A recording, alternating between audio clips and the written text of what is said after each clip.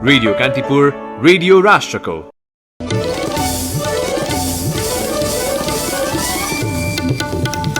प्रमुख श्रम गन्तव्य मुलुकहरूमा कामदार लिन कोरोना विरुद्धको खोप मुख्य शर्त। संक्रमण बढेपछि प्रमुख आकर्षक गन्तव्य मुलुकमै नेपाली कामदार लिन बन्द। गाउँ मुनिबाट खनेको सडकका कारण बझाङमा 2 गाउँ भासिए। 137 परिवार 16 दिनदेखि जंगलमा अलपत्र।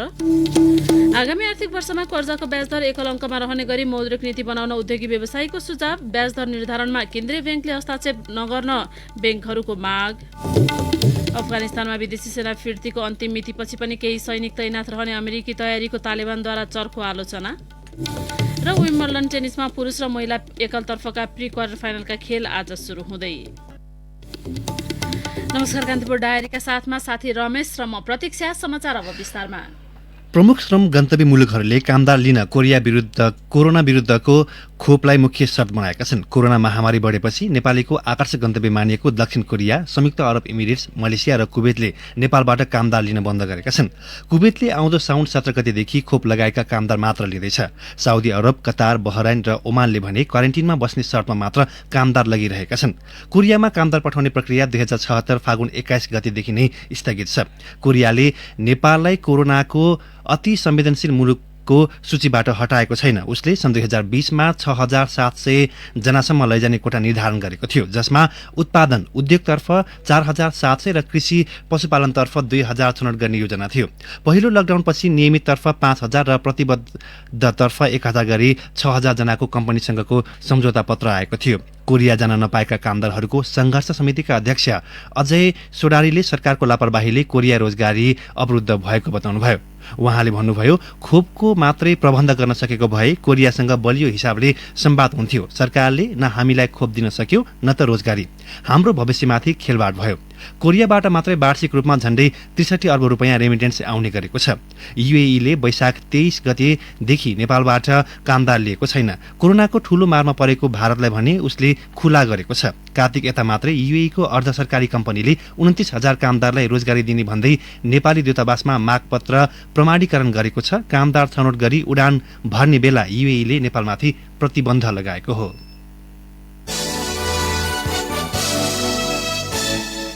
गाउँमुनिबाट खनेको सडकले बस्ती भासिएपछि बाजुराको दुर्गम हिमाली गाउँपालिकाका 2 गाउँका 137 परिवार विस्थापित भएका छन्। 16 दिनदेखि जंगलमा बसिरहेका उनीहरू कन्दमूलले छाक टार्दै ओडार र रुखको ओत लागेर रात काटिरहेका छन्। हिमाली 4 को फैती गाउँका 40 र वडा नम्बर 5 को किउडीका 97 परिवार बिचल्लीमा परेका हुन्। उनीहरूले गाउँभन्दा 1 घण्टा परको जोर गाउँ जंगलमा आश्रय लिएका छन्। वडा सदस्य समेत रहेका पीडित वीरबहादुर बुढाले भन्नुभयो, कोही भैँसीको खर्कमा ओत लागेका छन्, हुनेहरू पाल हालेर बसेका छन्, नहुनेहरू कोही ओडारमा, कोही स्याउलाको ओत बनाएर बसेका छन्। हामी जंगलमा छौं, चिसो भुइँमा सुत्नु परेकाले धेरैजना बिरामी हुन थालेका छन्। बस्ती रहेको ठाउँको तल सडक र माथि दुवैतिरबाट निरन्तर पहिरो खस्न थालेपछि घर छोडेका सबैलाई खाद्यान्न र खानेपानीको पनि समस्या भएको उहाँले बताउनुभयो। ओतको अभावमा रातभर आगो बालेर बस्ने गरेको, भोक मेटाउन जंगली सागपात, सिस्नु र कन्दमूल खाएर बस्नु परेको स्थानीय ज्ञानी बुढाले बताए। उनले भने, भोके बस्न नसकेर सिस्नु कञ्जडा खाएर बसिरहेका छौं, हामी ठूलो विपत्तिमा परेका छौं। खोलाको धमिलो पानीले प्यास मेटाउनु परेको छ। पहिरोका कारण जंगलमा बस्नु पर्दा महिला र बालबालिकालाई बढी समस्या भएको विस्थापित परिवारकी मनसरी बुढाले बताइन्। उनले भनिन्, खाने घाँस छैन, बालबच्चा बोकबोकै छन्। खुला ठाउँमा बस्नु पर्दा सबैभन्दा बढी हामी महिलालाई समस्या भएको छ। 350 महिला र बालबालिका सहित 600 जना विस्थापित भएका छन्। गाउँभन्दा तल निर्माण गरिएको सडकका कारण घरहरू भासिएको देखिएको छ। पहिरो प्रभावित क्षेत्रको स्थलगत निरीक्षणपछि फर्किएका गाउँपालिकाका रोजगार संयोजक बिर्ख पाण्डेले भन्नुभयो, सडकले गाउँको तल्लो भाग खनेकाले गाउँ नै भासिएको रहेछ। गाउँ नै चिराचिरा परेर भासिएको छ। कुनै घर भत्किसकेका छन्, कसैका घर बाङ्गाटिङ्गा भएका छन्। जमिन भासिएर कमजोर भएपछि गाउँको बीचभाग भएर बग्ने खहरे खोलाले पनि कटान गरेकाले झन ठूलो क्षति भएको उहाँले बताउनुभयो। ब्याजदर निर्धारणमा राष्ट्र बैंकले हस्तक्षेप नगरी बैंकलाई स्वतन्त्र छाड्न बैंकहरूले माग गरेका छन्। बैंकबीच तीव्र प्रतिस्पर्धा रहेकाले अन्ततः ब्याजदर तल आउने र यसको प्रत्यक्ष लाभ ग्राहकले पाउने भन्दै ब्याजदर निर्धारणमा बैंकहरूलाई स्वतन्त्र छाड्नुपर्ने उनीहरूको माग छ। आगामी मौद्रिक नीतिका लागि सुझाव दिने क्रममा हिजो बैंकहरूको छाता संगठन बैंकर्स संघले यस्तो माग गरेको हो।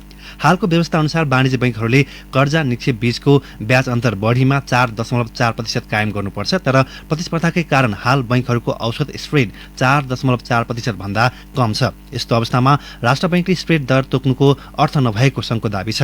संघको सुझावमा भनिएको छ, हाल बैंकहरूले 4.4% सम्म ब्याजदर अन्तर राख्न पाउने भए पनि बजारको प्रतिस्पर्धाले गर्दा सो औसत हाल 3.5% हाराहारीमा झरिसकेको अवस्थामा ब्याजदर अन्तरको सीमा त्यहाँबाट तोक्नु सान्दर्भिक नदेखिएको, भारत लगायत छिमेकी मुलुकमा समेत ब्याजदर अन्तरको सीमा नतोकिएको, 2076 चैतको तुलनामा 2077 चैतसम्म वाणिज्य बैंकहरूको सम्पत्ति 25.38% ले बढेको र कर्जा 24.28% ले बढेको छ। सो अवधिमा आधार दर 9.37% बाट झरेर 6.91% मा रहेको र ब्याजदर अन्तर 4.4 को सीमाभन्दा तल झरेर 3.7% मा आएको छ। आगामी आर्थिक वर्षमा कर्जाको ब्याजदर एकल अङ्कमा रहने गरी मौद्रिक नीति बनाउन उद्योगी व्यवसायीले माग गरेका छन्। आगामी मौद्रिक नीतिलाई सुझाव दिने क्रममा हिजो उद्योग वाणिज्य महासंघले राष्ट्र बैंक समक्ष यस्तो माग गरेको हो। मौद्रिक नीति 2077-78 मा उल्लेख भएको पुनर्संरचना र पुनर्तालिकीकरणको सुविधा आगामी आर्थिक वर्षमा पनि कायम गर्न र कोभिड-19 बाट अति प्रभावितको सूचीमा गत वर्षको निर्देशनमा छुटेका केही व्यवसायीलाई समावेश गर्नुपर्ने माग महासंघको छ। संघको सुझावमा भनिएको छ, कोभिड प्रभावित उद्योग व्यवसायको अवस्था हेरी कर्जाको साविकको भुक्तानी म्यादलाई 3 देखि 5 वर्षसम्म वृद्धि गर्नुपर्ने, व्यवसायको प्रकृति र अवस्था हेरी टीआर, ओभरड्राफ्ट लगायत अल्पकालीन कर्जाको पुनर्संरचना र पुनर्तालिकीकरण गर्नुपर्ने, गत वर्ष दिएको प्रोभिजनिङको सुविधा यथावत राख्नुपर्ने तथा गत वर्षदेखि प्रवाह गर्न सुरु गरिएको चालु पुँजी कर्जालाई चालु आर्थिक वर्षमा पनि निरन्तरता दिनुपर्ने माग महासंघको छ। कोभिडको पहिलो प्रभावपछि ल्याइएको पुनर्कर्जा सुविधालाई आर्थिक वर्ष 2078-79 मा पनि निरन्तरता दिन र अति प्रभावित व्यवसायमा जाने पुनर्कर्जा सुविधामा तोकिएको 20 करोडको सीमा बढाउन पनि निजी क्षेत्रले माग गरेको छ। सभामुखका कानून व्यवसायीहरूले प्रतिनिधि सभालाई छलेर प्रधानमन्त्री केपी शर्मा ओलीले विघटनको सिफारिस गरेको र त्यसलाई राष्ट्रपतिले सदर गरेको भन्दै निर्णय बदर हुनुपर्ने माग राखेका छन्। सभामुखका तर्फबाट हिजो बहस गर्दै कानून व्यवसायीले विश्वासको मत लिने प्रक्रिया छलेर प्रधानमन्त्रीले गरेको सिफारिस गैर संवैधानिक भएको बताए। अधिवक्ता मेघराज पोखरेलले बहसमा भन्नुभयो, हस्ताक्षर वा कसैको समर्थनमा शंका लागेमा परीक्षणका लागि संसद सचिवालयमा पठाउनु पर्ने थियो। प्रतिनिधि सभाको सदस्यहरूको आधिकारिक अभिलेख संसद सचिवालयमा हुन्छ, त्यसलाई व्यवस्था गरी अघि बढ्नु हुँदैनथ्यो। त्यसअघि पनि संवैधानिक कानूनका विज्ञसँगको परामर्श, दलका नेताहरूसँग अन्तर्क्रिया, सभामुख तथा संसद सचिवालयसँग समन्वय लगायतका काम भएको भन्दै यसपटक त्यस्तो संवैधानिक अभ्यासलाई व्यवस्था गरिएको उहाँले आरोप लगाउनुभयो। दुई दावेदार मध्ये कुनै एकलाई प्रधानमन्त्रीमा नियुक्त गरेर प्रतिनिधि सभामा मतदान हुनुपर्ने भन्दै उहाँले दलले व्हिप लगाएको अवस्थामा समेत प्रतिनिधि सभामा व्यक्त भएको मत बदर नहुने स्पष्ट पार्नुभयो। उहाँले संविधान र संविधान अधिनक्ष कानूनबीच अन्यल देखिएमा संविधान नै कार्यान्वयन हुने भन्दै त्यस्तो अवस्थामा राजनीतिक दल सम्बन्धी ऐन 2073 को व्हिप सम्बन्धी व्यवस्था आकर्षित हुन नसक्ने धारणा राख्नुभयो। अधिवक्ता श्रीकृष्ण सुवेदीले संविधानको धारा 76 ले सरकार गठन र प्रतिनिधि सभाको विषयमा दुई दृष्टिकोण राखेको बताउनुभयो। पहिलो, प्रतिनिधि सभामा प्रधानमन्त्रीको नियुक्ति र सरकार गठन गर्न सक्ने विकल्प रहँदासम्म विघटन गर्न नसक्ने उहाँको दाबी थियो। दोस्रो, सरकार र प्रधानमन्त्री प्रतिनिधि सभाप्रति निरन्तर उत्तरदायी हुनुपर्ने भन्दै उहाँले यसपटकको विघटनमा त्यो व्यवहारमा नदेखिएको बताउनुभयो। सभामुखका कानून व्यवसायीले सर्वोच्च अदालतमा पेश गरेको बहस नोटमा एउटा उपधारा अनुसार नियुक्त प्रधानमन्त्रीले विश्वासको मत नपाएपछि अर्को उपधाराबाट प्रधानमन्त्री बन्न नसक्ने जिकिर गरेका छन्। इजलासको तारान्तार प्रश्नपछि वरिष्ठ अधिवक्ता रमण श्रेष्ठले संविधान र संसद जोगाउनका लागि पार्टीको दायराबाट बाहिर निस्किएर सांसदहरूले सरकार गठनको प्रयास गरेको बताउनुभयो। संविधानको धारा 76 को उपधारा 5 ले सांसदहरूका लागि सरकार बनाउने अन्तिम अवसर विशेष रूपमा दिएको तर्क गर्दै श्रेष्ठले सो व्यवस्था अनुसार सरकार गठनमा मतदान गर्न सांसदहरूलाई स्वतन्त्र रूपमा अधिकार हुने बताउनुभयो। सांसदलाई विशेष अधिकार दिएको भन्दै श्रेष्ठले संविधानले नै संविधान बचाउन प्रतिनिधि सभा सदस्यलाई ब्रह्मास्त्र दिएको तर्क गर्नुभयो। उहाँले भन्नुभयो, संविधान व्यवस्था नै सकिने भयो भनेर पदभन्दा देश ठूलो हो, यसलाई बचाउन सरकार बनाउनुपर्छ भनेर सांसदहरू जान सक्छन्। राष्ट्रपति संविधान बाहिर जाँदा महाअभियोग नलाग्ने, तर संविधान र संसद बचाउन सांसदले अग्रसर लिँदा कसरी कारबाही हुन्छ? राष्ट्रपति कार्यालय प्रधानमन्त्री केपी शर्मा ओली प्रधानमन्त्री तथा मन्त्रीपरिषदको कार्यालयबाट प्रतिनिधि सभा विघटनको पक्षमा बहस गर्न आएका कानून व्यवसायीले प्रधानमन्त्री नियुक्त गर्न विशेष अधिकार राष्ट्रपतिमा रहेको तर्क गरेका थिए। वरिष्ठ अधिवक्ता रमण श्रेष्ठले बहस गर्ने क्रममा इजलासबाट न्यायाधीश ईश्वर प्रसाद खतिवड़ाले रोक्नुभयो र आफ्ना केही सवाल रहेको भन्दै 5 वटा प्रश्नहरू अघि सार्नुभयो। शेरबहादुर देउवाले आफूलाई प्रधानमन्त्रीमा दावी गर्ने पेश गरेको कागजातबारे इजलासले पहिलो प्रश्न राख्यो। सरकारी पक्षले सो कागजात रितपूर्वक पेश नभएको, टिपिक्स लगाइएको, जालझेरपूर्ण रहेको र नक्कली कागजात रहेको आरोप लगाएको थियो। न्यायाधीश खतिवड़ाले ती कागजातको वैधताबारे प्रश्न गर्नुभयो। 146 सांसदले दर्ता गरेको रिट निवेदनको मूल कपीमा निवेदकका रूपमा प्रमुख दलका 5 शीर्ष नेताको हस्ताक्षर छ। अरू सांसदको हस्ताक्षरलाई साथै राखेर त्यसलाई निवेदनको अभिन्न अङ्ग मानिपाऊ भन्ने बेहोरा लेखिएको छ। त्यसमाथि प्रश्न उठाउँदै सरकारी वकिलहरूले 5 जनाको मात्रै निवेदन परेकाले 146 जना सांसद नै निवेदन लिएर आए भन्न नमिल्ने दावी गरेका थिए। इजलासले यसैका बारेमा दोस्रो जिज्ञासा राखेको हो। तेस्रो प्रश्न यो मुद्दा संवैधानिक इजलासले किन हेरेको भन्ने विषयसँग सम्बन्धित हो। चौथो प्रश्न संविधानको धारा 76 को उपधारा 5 सँग सम्बन्धित थियो। पाँचौं प्रश्नमा न्यायाधीश खतिवड़ाले भन्नुभयो अदालतले प्रधानमन्त्री नियुक्त गर्न आदेश दिन मिल्ने नमिल्ने के हो। त्यसपछि आनन्द मोहन भट्टराईले 6औं प्रश्न तेर्स्याउनुभयो। उहाँले राष्ट्रपतिको अधिकारको दायरा र सीमाका बारेमा कानून व्यवसायीलाई थप व्याख्या गर्न आग्रह गर्नुभयो। त्यसपछि प्रधान न्यायाधीश चोरेन्द्र शमशेर जबराले अन्तिम प्रश्न राख्नुभयो। रिट निवेदक हेर्दा बहुदलीय व्यवस्था र बहुदलवादमा आधारित मान्यता क्षति विक्षेप्त त हुँदैन। उहाँले भन्नुभयो माग बमोजिम गर्दा संविधानको धारा बढोत्तरी गरेको हुन्छ र पश्चगमनको हुन्छ। कान्तिपुर डायरीमा अब ब्रेकको पालो। ब्रेकपछि कान्तिपुर डायरीमा अब कान्तिपुर सविस्तार। कान्तिपुर सविस्तार। कालीगण्डकी तिनाउ डाइभर्सन बहुउद्देश्य आयोजनालाई लिएर गण्डकी र लुम्बिनी प्रदेशबीच द्वन्द्व शुरू भएको छ। आयोजनाको कार्यालय रूपन्देहीको बुटवलमा खुलेपछि प्राकृतिक स्रोतलाई लिएर दुई प्रदेशबीच चर्चा परिचर्चा मात्र होइन, द्वन्द्व नै शुरू भएको हो। संघ र प्रदेश सरकारबीच अधिकारका विषयमा किचलो चलिरहेका बेला यसले प्रदेशबीच नै खटपट निम्त्याएको छ भने स्थानीय जनप्रतिनिधि, सरकारवाला, धार्मिक संघ संस्था र स्थानीय बासिन्दा समेत डाइभर्सनको विरोधमा उत्रिएका छन्। संघीय सरकारबाट कार्यान्वयन हुने यो आयोजनाबाट लुम्बिनी प्रदेशले आफ्नो लाभ हुने देखेको छ भने गण्डकी प्रदेशले आफ्नो तर्फ हानि हुने ठानेको छ। उनीहरूको बुझाइ अनुसार डाइभर्सन आयोजनाले लुम्बिनी सिंचित हुनेछ भने गण्डकी क्षेत्र मरुभूमिकरण हुने जोखिम छ। यसको गण्डकी प्रदेशका स्याङ्जा, तनहु मात्र होइन, आयोजनाको बाँधस्थल पाल्पा र पूर्व नवलपरासीका स्थानीय बासिन्दा, राजनीतिक दल, सरकारवाला, जनप्रतिनिधि सबै विरोधमा छन्। सिद्धार्थ राजमार्ग अन्तर्गत कालीगण्डकी नदीको रामनदी धामदेखि 2300 मिटर पूर्व उत्तर रम्बा गाउँपालिका 3 पिपल डाँडाको निकीचौर क्षेत्रमा यसको बाँधस्थल रहनेछ।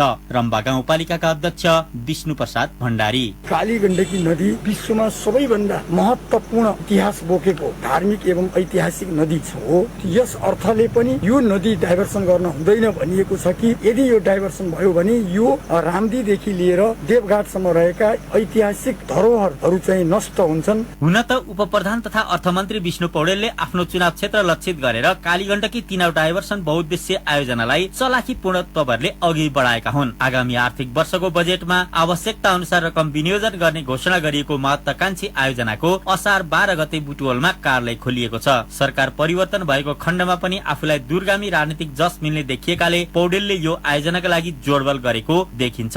अर्थमन्त्री विष्णु पौडेल यो आयोजनाको कार्यान्वयन सँगै सुखायाममा समेत रूपन्देहीमा 53,000, कपिलवस्तुमा 54,000 गरी जम्मा 107 हेक्टर जमिनमा यसको सिंचाइ सुविधा विस्तार हुन्छ। पावर हाउस दोभानबाट तिनाउ खोलामा हामीले निश्चित मात्रामा पानीको प्रवाह गर्छौं। 126 मेगावाट बिजुली हामीले त्यहाँबाट उत्पादन गर्छौं र यो वार्षिक 1000 गिगावाट आवर बिजुली हामी त्यहाँबाट उत्पादन गर्छौं। बहुउद्देश्य डाइभर्सन आयोजना लुम्बिनी र गण्डकी दुवै प्रदेशका नेताहरूलाई भोटको राजनीतिका लागि गतिलो मसला बन्ने पक्का छ। लुम्बिनीका नेताहरूले आयोजनालाई अघि बढाउन जोडबल गरिरहेका छन् भने गण्डकीका नेताहरू यसलाई कार्यान्वयन हुन नदिने अभियान अभियानमा छन्। प्रदेश सरकार मात्र होइन, सर्वदलीय बैठकबाटै डाइभर्सनको विरोध गर्दै आएका छन्। गण्डकी प्रदेश सरकारका प्रवक्ता कुमार खड्का, गण्डकी प्रदेशका जनताको अहितमा रहने गरेर गण्डकी प्रदेशको हित विपरीत जुन यो परियोजना आएको छ, यो परियोजना गण्डकी प्रदेशको भूगोलमा, प्राकृतिक स्रोत सम्पदामा संघको अतिक्रमण र संहिता र संविधानमाथिको प्रहार हो भन्ने बुझेर हामीले यो कार्यक्रम तत्काल रोक्नका निम्ति प्रदेश सरकारको तर्फबाट चाहिँ केन्द्र सरकारलाई अनुरोध गरेका छौँ। स्याङ्जा, तनहु, पाल्पा र पूर्व नवलपरासीका स्थानीय बासिन्दा पनि गण्डकी प्रदेश सरकारकै पक्षमा थिए। नदी तटीय क्षेत्रका बासिन्दाको भनाइमा भने अहिलेसम्म परिवर्तन आउन सकेको छैन। रामपुर नगरपालिका 5 का स्थानीय कमल भट्टराई, सुक्खा जमिनहरू यता प्रशस्त छन्, खानेपानीको समस्याहरू छन्, यता जस्तै भूमिगत खानेपानीहरू निकाल्नु परेको छ। यदि कालीगण्डकीको पानी तिनाउतिर लैदिने हो भने मलाई लाग्छ यहाँ अहिले निक्लिरहेका बोरिङहरू भूमिगत पनि पानी बन्द हुन सक्छन् र यो क्षेत्रै अहिले भन्दा नि बढी सुक्खा र यो क्षेत्रै जोखिममा पर्छ र त्यो कारणले पनि यो पानी डाइभर्सन गरेर लान हुँदैन। आर्थिक वर्ष 2071-72 मा कालीगण्डकी डाइभर्सनले खुबै चर्चा पाएको थियो। बीचमा अर्थमन्त्री परिवर्तन भएका बेला खासै यसको कुरा आएन। यस वर्ष कार्यालय खुले पनि बजेट कतै उल्लेख छैन।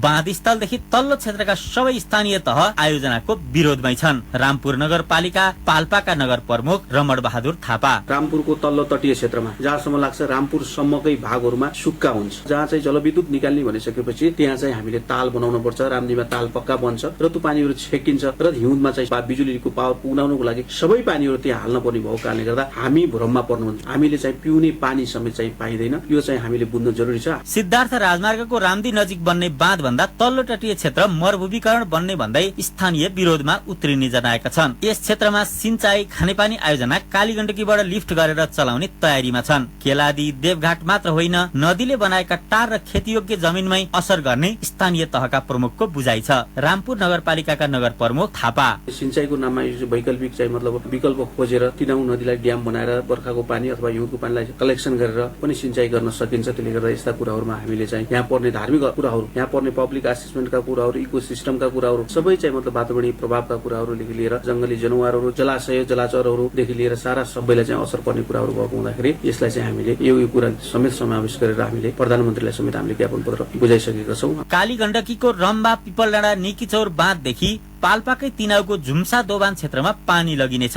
त्यसका लागि सरकारले 27 किलोमिटर लामो सुरुङ निर्माण गर्नुपर्छ। विद्युत उत्पादनमा प्रयोग भएर बगेको पानीलाई सिंचाईमा प्रयोग गर्ने ट्रेल केस अनुसार डीपीआर तयारी थालिएको छ।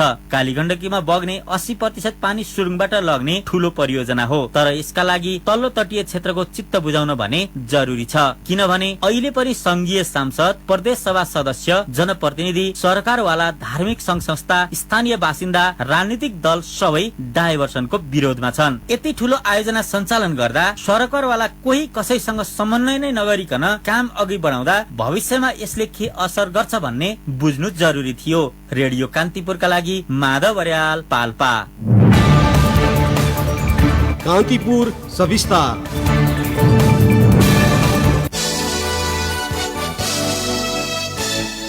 पर्याप्त भौतिक पूर्वाधार र जनशक्ति भएकाले उपचारका लागि भारतका बिरामी समेत आउने बीपी कोइराला स्वास्थ्य विज्ञान प्रतिष्ठान चिकित्सा शिक्षा पढ्न चाहनेका लागि पनि रोजाइको संस्था हो। क्षमता र सुविधाका हिसाबले अब्बल मानिएको यो संस्था वर्षौंदेखि बेथिति र आन्तरिक किचौलको शिकार भएको छ। पदाधिकारीको मनोमानी र उनीहरूको बेथितिका कारण यहाँ अचेल हप्तैपिच्छे नयाँ आन्दोलन हुन थालेको छ। पदाधिकारीबीच आर्थिक अनियमितता र कमिसनको आरोप प्रत्यारोप मात्रै चलेको छैन, उनीहरू विरुद्ध भ्रष्टाचारका थुप्रै मुद्दा पनि चलेका छन्।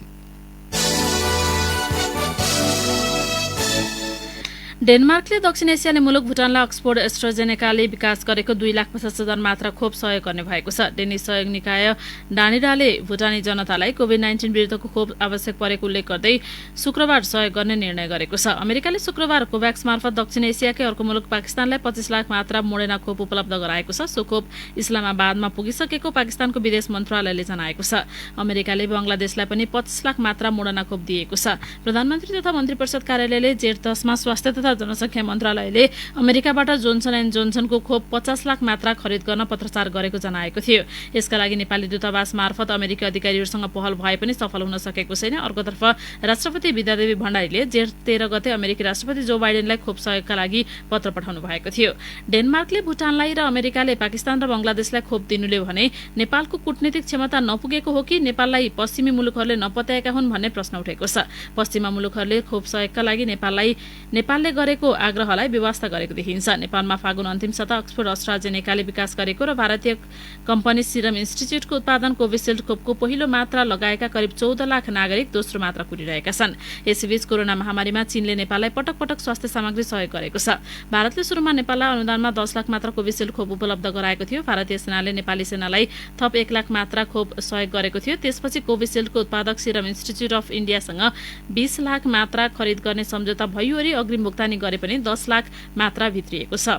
बाँकी 10 लाख मात्रा कहिले आउने ठेगान छैन। केपी शर्मा ओली सरकारले खोप खरिदका लागि भारतलाई प्राथमिकता दिएको थियो। चीनले खोप सहयोगका लागि संकेत गर्दा पनि ओली सरकारले वास्ता गरेको थिएन। महामारीको दोस्रो लहरले संकटमा परेपछि भारतबाट खोप निर्यातै बन्द भयो। त्यसपछि सरकारले अन्य मुलुकसँग खोप खरिद गर्न अग्रसरता दिएको हो। चीनका लागि नेपाली राजदूत महेन्द्र बहादुर पाण्डेले गत वैशाख 23 गते चिनिया विदेश मन्त्रालय र चिनिया खोप तथा स्वास्थ्य सामग्री उत्पादक कम्पनी सिनोफार्मका पदाधिकारीसँग खोप खरिदका विषयमा छलफल गर्नुभएको थियो।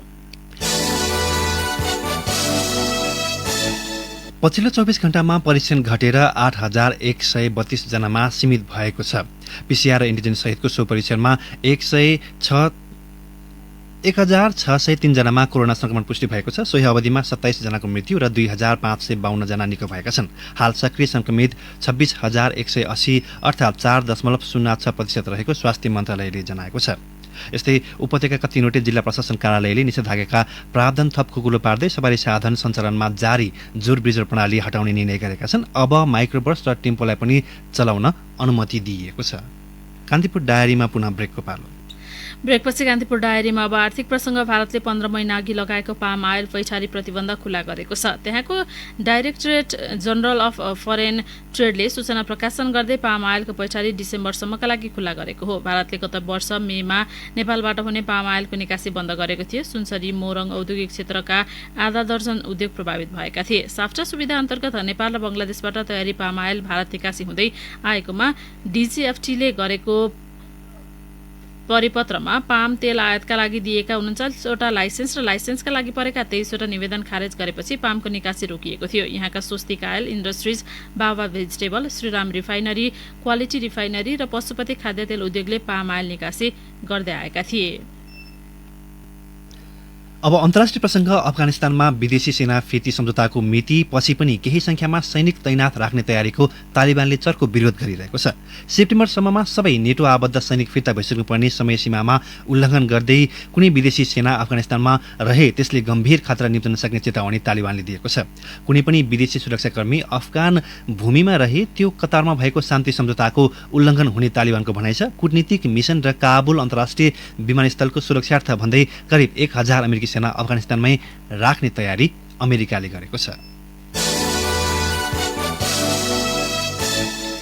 अब खेल प्रसङ्ग। विम्बल्डन टेनिसका पुरुष र महिला एकलतर्फका प्री क्वार्टर फाइनलका खेल आज हुँदैछन्। आज महिला एकलतर्फकी विश्व नम्बर 1 एस्ली बार्टी र विश्व वरियतामा 14 नम्बरमा रहेकी बार्बोरा केरिचिकोभा बीच प्रतिस्पर्धा हुनेछ। यसैगरी विश्व नम्बर 2 अरिना साबालेन्का र 18 नम्बरकी एरिना रिबाकिनाले खेल्नेछन्। अन्तिम 8मा पुग्न पुरुष एकलतर्फ विश्व नम्बर 2 डानियल मेदवेदेव र 14 नम्बरका उर्वेत हुकासले प्रतिस्पर्धा गर्नेछन्। विश्व नम्बर 1 नोभाक जोकोभिचले 17 नम्बरका क्रिस्टियन गारिनसँग प्रतिस्पर्धा गर्नेछन्। अब युरोकप स्पेशल। युरोकप 2020 विशेष। युरोकप विशेषमा यहाँलाई स्वागत छ। सेमिफाइनल सुरु हुनु अघिको विश्रामका दिन आज हामी युरोमा प्रभावशाली प्रस्तुति दिन सफल इङ्ग्लिस टोलीको प्रदर्शन पछाडिको रहस्य र टिम आउट भए पनि पोर्चुगलका क्रिस्टियानो रोनाल्डोको गोल्डन बुटमा कायम रहेको दावेदारी बारेको प्रसङ्ग लिएर आएका छौँ। युरो सुरु हुँदासम्म धेरैले इङ्ल्यान्ड सेमिफाइनलसम्म पुग्ने अनुमान गरेका थिएनन्, तर क्वार्टर फाइनलमा युक्रेनमाथि 4-0 को प्रभावशाली जित दर्ता गरेको थ्री लायन्सले आलोचकको मुख मात्र बन्द गरेन, युरोमाथिको दावेदारी पनि बलियो गरी प्रस्तुत गरेको छ। यसअघि इङ्ल्यान्डले खेलेको 3वटै क्वार्टर फाइनलको नतिजा अतिरिक्त समय र पेनाल्टी सुटआउटसम्म पुगेको थियो। थ्री लायन्सले 1996 को युरोमा स्पेनलाई हराएर सेमिफाइनलको यात्रा तय गरेको थियो। 2004 मा पोर्चुगल र 12 मा इटालीसँग पराजित भएर घर फर्किएको अनुभव इङ्ल्यान्डसँग छ। तर त्यस विपरीत दोस्रो हाफको सुरुवातमा युक्रेन विरुद्ध ह्यारी मग्वायर र ह्यारी केनले गोल गरेर इङ्ल्यान्डलाई यसपटक सहज जित दिलाए। समग्र चरणमा नचलेका स्ट्राइकर ह्यारी केनको फर्म बिस्तारै फर्किँदै जानु इङ्ल्यान्डका लागि पनि सुखद बनेको छ। सेमिफाइनलमा आत्मविश्वासी डेनमार्कसँग प्रतिस्पर्धा गर्नुपर्ने भएकाले उही स्तरको विश्वास कायम गर्नु इङ्ल्यान्डको चुनौती हो। युवा स्ट्राइकर जोर्डन साँचोले अघिल्लो सिजन गरेको 17 गोललाई आधार बनाएर प्रशिक्षक गारेथ साउथगेटले युक्रेन विरुद्ध उनलाई उतारेर आफ्नो निर्णय सही भएको दावा प्रस्तुत गरेका छन्। सन् 2015 मा खुट्टा भाँचिएका लेफ्ट ब्याक लुक सको प्रदर्शन पनि यो संस्करणमा लोभलाग्दो रह्यो। केन र मग्वायरको गोलमा उनकै असिस्ट रहनुले पनि टिम उनको उपस्थितिले कति बलियो बनेको रहेछ भन्ने प्रमाण प्रस्तुत गर्छ। वेम्बली रङ्गशालामा 60,000 दर्शकको उपस्थितिमा इतिहास कोर्न आतुर इङ्ग्लिस टोलीले 1966 पछिको सफलता हात पार्छ वा पुरानै नियति दोहोरिन्छ, त्यसका लागि त दोस्रो सेमिफाइनल खेल कुर्नै पर्छ। युरोकपबाट बाहिरिए पनि पोर्चुगलका क्रिस्टियानो रोनाल्डोको चर्चा अझै सेलाएको छैन, कारण उनी अझै युरोको सर्वाधिक गोलकर्ताको सूचीमा अग्रपङ्क्तिमा छन्। समान 5 गोल गरेका प्याट्रिक सिकको टोली चेक रिपब्लिक पनि प्रतियोगिताबाट बाहिरिसकेको छ। सेमिफाइनलमा पुगेका इटाली, स्पेन तथा इङ्ल्यान्ड र डेनमार्कका खेलाडीले बढीमा 3 गोल मात्रै गरेका छन्। सबैभन्दा बढी गोल गर्ने टोलीमा स्पेन छ। स्पेनले 5 खेलमा 12 गोल गरेको छ। इटाली र डेनमार्कले समान 11 गोल गरेका छन्। यस्तोमा फाइनल पुग्ने टोलीका खेलाडीले दुवै खेलमा 1-1 गोल गरे भने पनि 5 मात्रै पुग्छ। सबै खेलाडीले समान 5 गोल गर्दा सर्वाधिक गोलकर्ताले पाउने गोल्डन बुटमा अझै दावेदारी रोनाल्डोकै छ, कारण समान गोल हुँदा खेलाडीहरू बीचमा गोल एसिस्ट संख्या, सबैभन्दा कम समय मैदान उत्रने र छनौट चरणमा गोल गरेको संख्या निर्णायक हुन जान्छ। यी सबै तथ्यमा रोनाल्डो अग्रपङ्क्तिमा छ। उनले 5 गोल गर्दा 1 एसिस्ट गरेका छन्। उनले मैदानमा 360 मिनेट बिताएका छन्। सिकले 5 गोल गर्दा कुनै एसिस्ट गरेनन्। उनले मैदानमा 404 मिनेट बिताएका छन्। इङ्ल्यान्डका रहिम स्टर्लिङले 3 गोल 1 एसिस्ट र 401 मिनेट बिताएका छन्। डेनमार्कका क्यास्पर डोलबर्गले 3 गोल गर्न 158 मिनेट मैदानमा खर्चिएका छन्। यस्तै ह्यारी केनले 3 गोल गर्न 409 मिनेट खर्चिए। स्पेनका पाब्लो साराबियाले 2 गोल र 2 एसिस्ट गर्न 252 मिनेट खर्चिएका छन्। फेर्रान टोरेसले 2 गोल 1 एसिस्ट गर्दा 305 मिनेट मैदानमा बिताएका छन्। यी सबै आँकडाले रोनाल्डो गोल्डन बुटमा अझै दावेदारको रूपमा हेरिएका छन्। अब मौसम सम्बन्धी जानकारी। काठमाडौँ उपत्यका सहित अधिकांश भूभागमा बदली हुने मौसम पूर्वानुमान महाशाखाले जनाएको छ। प्रदेश 1, प्रदेश 2, बागमती प्रदेश, गण्डकी प्रदेशका केही स्थानहरूमा हल्कादेखि मध्यम वर्षाको सम्भावना रहेको महाशाखाको अनुमान छ। प्रदेश 1, बागमती, गण्डकी र कर्णाली प्रदेशका केही स्थानमा अहिले वर्षा भइरहेको छ। केही बेर अघि 20 डिग्री सेल्सियस मापन गरिएको काठमाडौँ उपत्यकाको अधिकतम तापक्रम आज 29 डिग्री सेल्सियससम्म पुग्नेछ। सूर्योदय बिहान 5:13 भयो भने सूर्यास्त साँझ 7:03 हुनेछ। हस्त कान्तिपुर डायरीको यो बुलेटिन अहिलेलाई यहीँ सकिन्छ। रमेश र प्रतीक्षा बिदा हुन्छौँ। नमस्कार। सूचना र मनोरञ्जनको सम्वाहक रेडियो राष्ट्रको रेडियो कान्तिपुर।